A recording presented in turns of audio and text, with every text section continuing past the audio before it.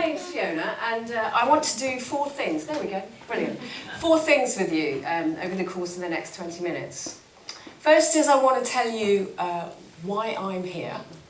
Secondly, why I think you're here. Thirdly, share some of my personal journey, my experience, as Zara mentioned. But also, I want to share with you some of the obstacles that I've had to overcome, and hope that that might give you some information that's going to help you. That's essentially what I want to do. I'd like to make it interactive, so it's not just going to be me standing here. So if I ask you to do something, join in. If anything doesn't make sense, then you ask me as well, because that's the only way I know whether something's landing or not landing. Okay? So, why am I here? I'll tell you why I'm here. There are 4 young women sitting here who have done nothing but impress me. So, Henna, Annika, Zara, where's Bria? Where is she? So these 4 young ladies presented to me when they were in the final group to win the scholarship for working options. So have you heard about this? I think it's been quite well publicised. And they impressed me because all 4 of them had 2 qualities that I believe are really, really important and that I hold dear. There she is, there's a lovely Bria. So I just want you to hear this, because these are really important qualities that all 4 of you have. And that is that you have determination and you have courage. Because it takes a lot of courage to stand up in front of a group of your peers or in front of complete strangers and to give a presentation. So courage and determination, 2 things that I can personally relate to. They inspired me, they impressed me, and it is simply because of them. And I have to say, Zara in particular has good influencing and persuasion skills to get me here. So that's why I'm here. Okay? So why are you here? I'm turning the clock back to when I was your age, somewhere between 16 and 18, yes? And I'm imagining that you're here for any number of reasons. Any number of reasons, which could be, well, you never know, might learn something. Or you might be sitting there thinking, I really want to get some advice about what I need to do. Or you might be there sitting there thinking, might be a bit of a laugh. Or you might be sitting there thinking, skipping lessons. It's a bit different, I like a bit of a change. Any number of reasons. So share with me, why are you here? Remember that bit about it being interactive? Why are you here? Because it's not just about me speaking, we've got 2 other very eminent women here to speak also. So why are you here? Why did you sign up to come to this Women in Business conference? I want to be able to be in your position. You want to be in my position, standing here in front of a group of young women, inspiring them. Go girl, yes. Why else? Why else are you here? I want advice on becoming a success. You want to be a success? Yeah. You already are. You already are. See? Courage and determination. I'm already seeing these qualities. Why else are you here? Come on, if I haven't listed it already, or you haven't heard it, why are you here? You might want the opportunity to network later. Maybe you can get some top tips. Maybe you can build some new relationships. And maybe build some relationships with people in the room. Yeah, not just us, but your friends, your colleagues around you. So lots of different reasons why you are sitting here. So let me tell you a little bit about me, and we're going to keep that bit short. Because clearly there's not a very long history. So going back to when I did my A-levels, do you know what? I'm so jealous of you guys, because I look at the choices that there are available to you. Oh my goodness, if I had my time again. I did French, I did English, and I did economics as my A-levels. I did French and English because I loved them, I enjoyed them, and I was good at them. And I did economics, really honestly, I did it because I thought I should. I did it because I was influenced by friends and family and teachers, and I did economics. And anybody that knows me went, what? You did economics? So yes, those are my three. I had very average grades, but good enough to get me into a university, Thames Valley University. In fact, it was Ealing College, where I did a degree in modern European studies. And you're all going, what's that? It's one of these degrees that's designed for people like me who can't make their mind up what it is that they want to do, because it's a bit of everything.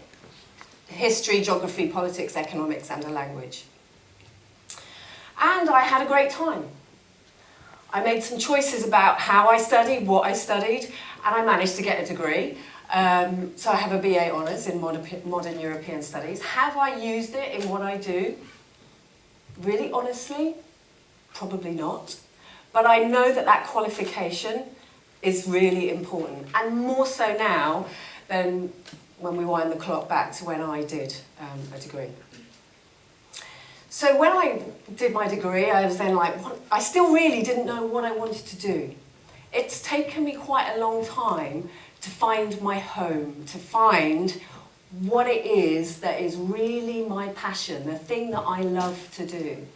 So initially, I went into FMCG, fast-moving consumer goods, and I worked in import and export of fruit and vegetables. I specialised and I became known as the fine bean queen. Not a label I'm particularly proud of, but it taught me a huge variety of different skills. So it taught me how to interact and negotiate with supermarkets, with wholesalers, and also with suppliers from around the world. So we were dealing with suppliers in Europe, in South America, and also in Africa. So that was all very exciting. And I was very much a woman in a man's world. So picture the scene. There I am in my early 20s, surrounded by mostly men. That was the first obstacle that I had to overcome. And there's something I want to share with you, because it will illustrate the three obstacles that I've picked out of my career and that I've had to overcome. And it's something that I've taken from a chap called Stephen Covey. Anybody come across him?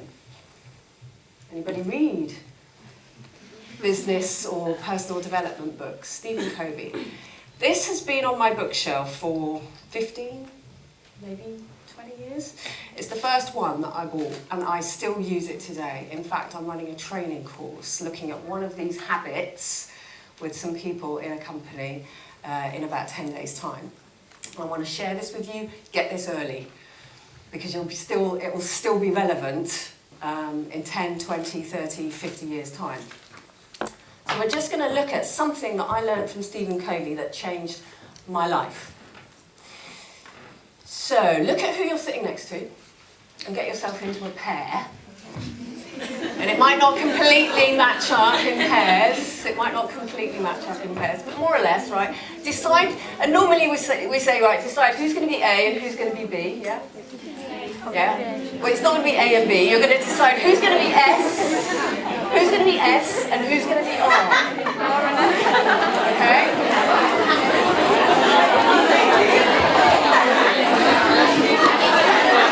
Okay. How can it take this long? Right, you've decided, yeah? Oh, everybody that's S. Everybody that's decided to be S, yeah? The S, of the S and the R, okay. So S, here's your instruction. Yeah? R, wait for your instruction. R, you are just going to respond in whichever way comes naturally. S, you are going to tickle R.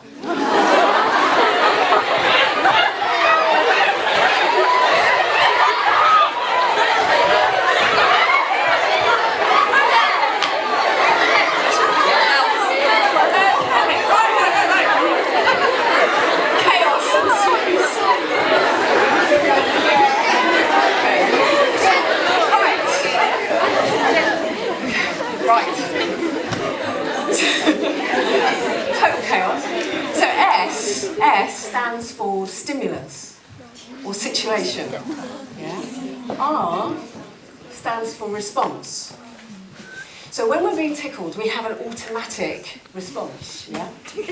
To laugh, to giggle, to clench our elbows to the sides of our bodies, whatever it might be, we have an automatic response. And What I want to demonstrate to you through the course of the examples I'm using, and it's written about really clearly in this book, is actually we have the power to choose our response. We have the freedom to choose our response. So the stimulus, the situation, may trigger an automatic response, but if we can catch ourselves early enough, maybe, just maybe, we can go, you know what, I'm just not having a tickly day today. It takes some work, but it's possible. It's possible. So, and hopefully by sharing this with you, you'll notice some of your own automatic responses, and maybe you can begin to change them. So there I was, woman in a man's world. I'm going to write this down. Thank you. T for no. Response, yeah. So there's something around here, isn't there, that goes on between S and R. It's the thinking. So if you like equations, who in here does maths and applied maths? Quite a few, yeah. If you like an equation, you can have S plus T equals R. Yeah? The stimulus plus your thinking equals your response. So there I was, woman in a man's world, in my early 20s. That's a challenge, potentially. That's the stimulus. That's the stimulus. So there are, I'm not going to lie, there were some ways that I was treated, and there were some ways that people interacted with me, which were challenging. That was a fact of life. So I could respond in any number of different ways. I could choose to be demure and play the stereotyped pretty little 20-something girl doing the admin-y type jobs. I could choose that as my response. I could choose to go, it's just not fair. I'm a woman, they're all men, they get a better deal than me. I could choose any number of responses. What I chose to do was 3 things. So the first thing I chose to do was learn how to speak the man's language. Bearing in mind, I was working with I'll try and keep it clean, I was working with wholesalers whose language is quite rich. So I learnt to swear a lot. And I learnt how to, yeah, I know, Bria's like, you did? Yes, I did. I learnt how to swear and make it authentic. It has to be authentic. I learnt how to use my femininity. You did what? But let me clarify this for you. It didn't mean wearing short skirts and low-cut blouses, which probably wouldn't really work anyway. What that means is I use 2 skills that we all have in abundance.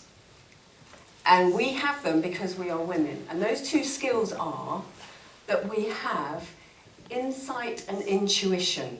We have it in spades. It's part of being a woman.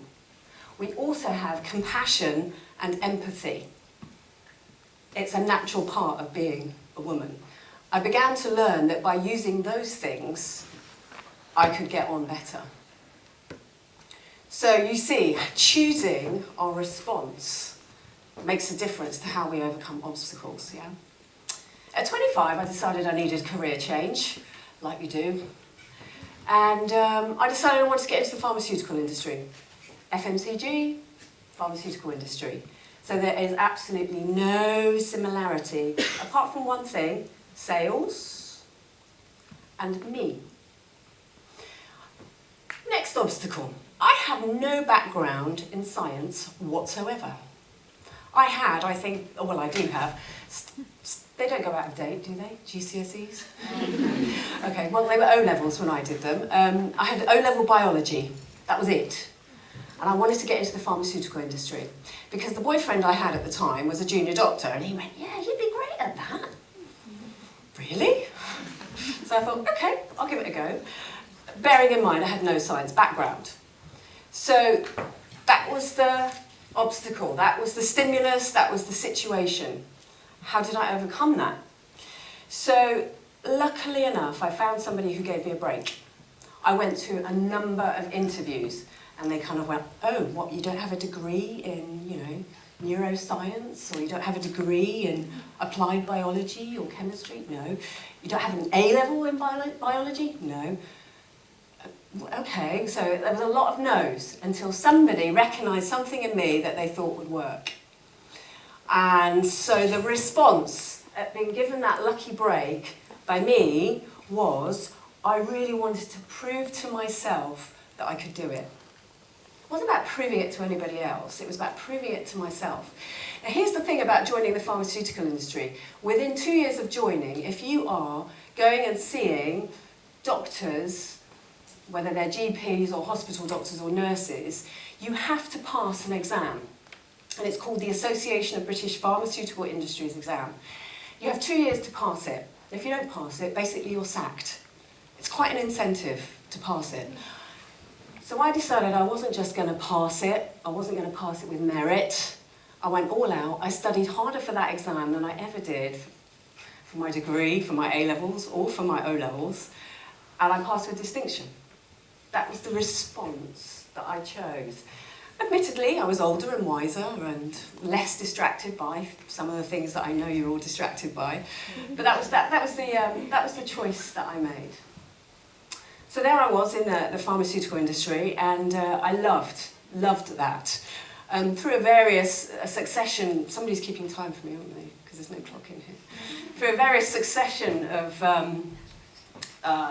jobs, I found myself spending about 3 to 4 years in sales, a year, 18 months in sales management, and then into marketing, and then into training. And I ended up working for the company that is now GlaxoSmithKline. So it is, if not the, then certainly one of the biggest pharmaceutical companies. And it's British as well, even better. One of the great things about working for a really big organisation is the investment that they make in you. They develop you and they invest money in you, your leadership skills, your management skills, your communication skills. You name it, I've got it, thanks to GlaxoSmithKline. So it's working for a big company is great. And you have career development. There's lots more possibilities and opportunities to do different things. So for the last 10 years of my career with GSK, I did a variety of roles, but all within training, development and coaching. And then I knew I'd found my home. And I hope you can tell that that's where my heart lies. Because I want to help people realise that where they are now, they can move to whatever they want to be. I happen to believe that anybody can achieve anything if they put their mind to it. If they put their mind to it. And going back to this analogy, so I left, by the way, I'll finish off my very quick story. So I left GSK 5 years ago, an opportunity to present itself to me where I could set up my own company and my own business. So not only did I do what I did within GSK for GSK, but I could do it for other pharmaceutical companies. I could do it for other industries. I could share and learn different things from different places and bring it to all the clients that I now have and I work with.